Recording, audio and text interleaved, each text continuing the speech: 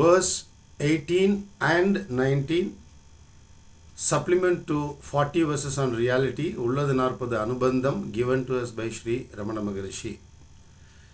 இருமுலை நடுபார்வு அடிவயிறு இதன்மேல் இரு முப்பொருள் உல நிரம்பல அவற்றுள் ஒரு பொருள் ஆம்பல் அரும்பன இருவிரல் வளத்தே இருப்பது இதயம்.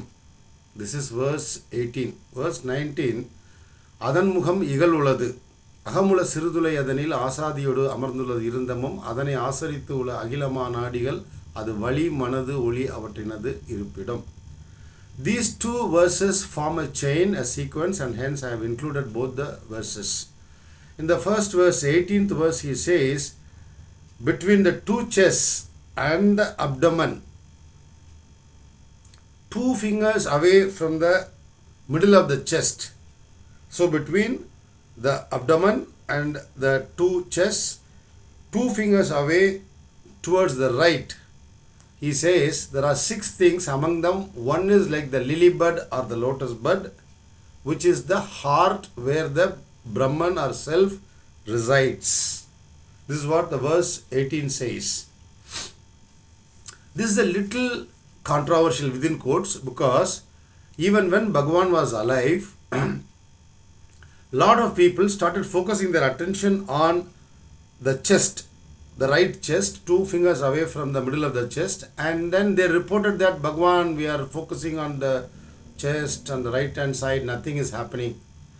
He said this is something experiential, because death experience happened one more time. First it happened at his age 16 in Madurai. Then after he moved to Tiruvannamalai, in Tiruvannamalai he again had the same death experience, where he has described clearly that everything, went back. All the sensation of life within me went back and settled down here, and then it shot back after some time, after half an hour or 15 minutes, it shot back. Till then he had been lying as a dead body.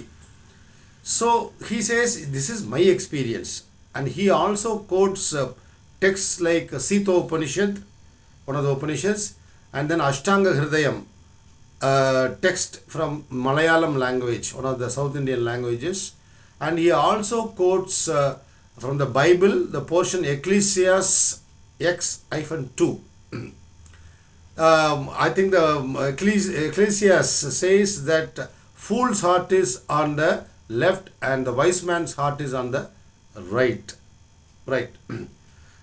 Sri Bhagavan again has said that you need to abide at the place where the ego is born. So he is talking as if it were a particular location in the body, but again he says it is not there in any of the organs of the body. The abode of Brahman or the self is not there in any of the organs of the body.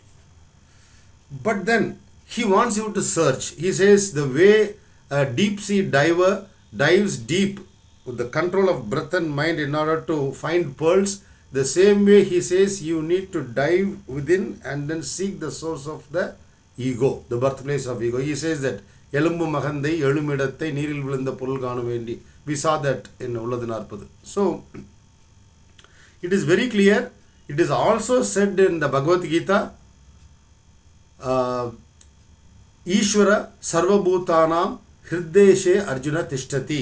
Shri Krishna tells Arjuna, what you call the Lord of the universe, or Brahman, the Supreme Lord, resides in the heart in every person. Then a question would arise, where is that heart? Bhagavan wants us to experientially find out where it is. It is somewhere, but one thing is very clear. He says it is not in the head portion, because Kavya Ganta Ganapati Muni, he is one of his, the foremost disciple, he kept arguing that the Brahman or self resides here. But Bhagavan refuted. He said, no. In that case, if someone were beheaded, his vasana should be burnt and he should not be born again. But that is not the case, he says. Even if someone is beheaded, he says, Bhagavan says, he would be born again. So it's very clear that it is somewhere between the chest and the abdomen, somewhere it is here. We need to keep our attention there, because when we move our attention close to that point, Sri Bhagavan has said, like how a magnet attracts iron files, iron pieces, Atma would, suck you in. It will just swallow you, he says. So in verse 19 he says, there is a pinhole. See, in the 18th verse he says, there is a pinhole kind of a thing from which Atma, the limitless Atma, enters the limitless body. Right? In 19 he says, the mouth of that pinhole is plugged, is covered with mud. Is covered. Mud is what? Our memory. The Jiva Bhavam, the individual sense of I, our memories of having taken a number of births, our desires, commitments, our fantasies, etc. He says, it is covering that hole, he says. And from that covering, instead of Atma directly flowing through the nervous system, he says, this muck, this vasana, this dark vasana cover, from that he says, your experience flows to the nervous system. So, somewhere this cutoff happens. This individual sense of I intervenes. It comes in between Atma and our real nature. Our own real nature, it comes in between and stands. Instead of experiencing ourselves as pure Satchidanandam, we start experiencing ourselves as this body mind. Looks perfectly logical. Yes, there must be a pinhole, and through which the limitless Atma enters this limited body and makes you, the limitless Brahman, think that you are the reduced Chidabhasan, the reflected consciousness. Simply put, you are the sunlight, full bright sunlight. But then when you enter the body, you start reflecting light like a moon, borrowed light. That is what is called Chidabhasan, reflected light. So in these two verses he says, there is a pinhole between the chest and above the abdomen, somewhere here, and you need to find that out. And if you focus your attention on that, the covering will get cleared and you will experience Atma directly. That's what he says. Adanmukham igal ulladhu, adane asaritula agilama nadigal. He says the entire nervous system, the major nerves are connected to that particular point, pinhole, which is covered. And he says that is the birthplace of breath, that is the birthplace of mind, and that is the birthplace of the light which makes us, the consciousness light which makes us experience ourselves as this body mind. Vali manadu, oli avatinadu irupidam.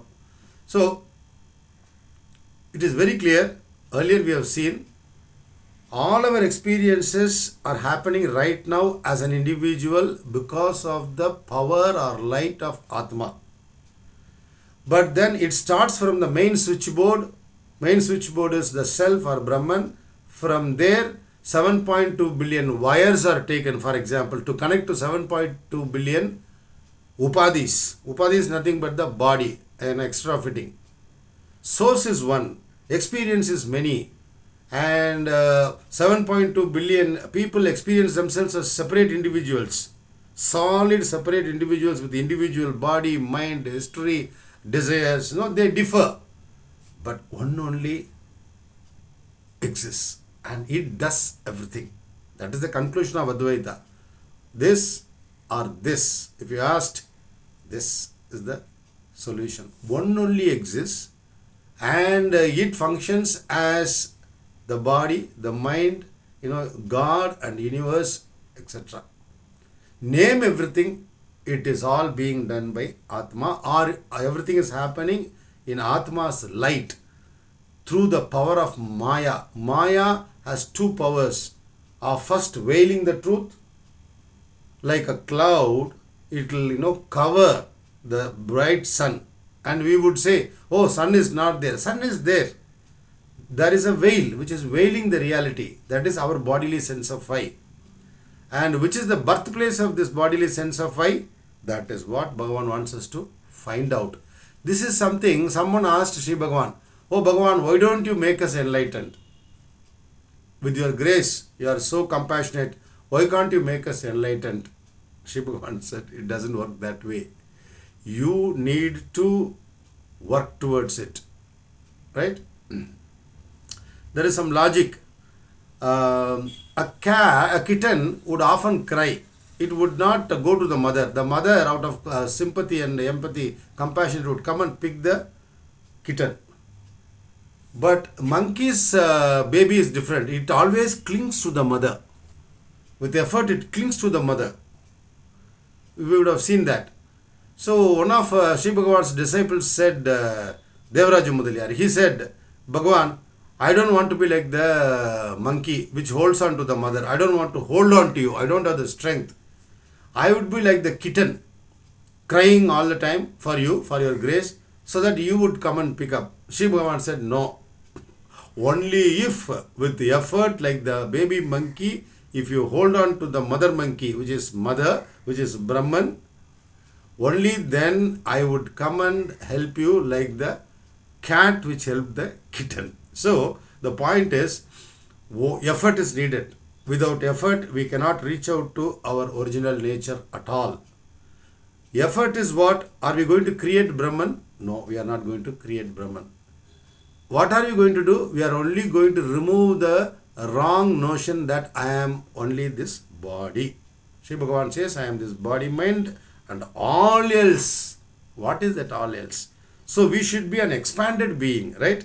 Within us, in the subtlest form, in the formless nature, we pervade the entire universe. We make the universe function the way it does, yet we remain untouched.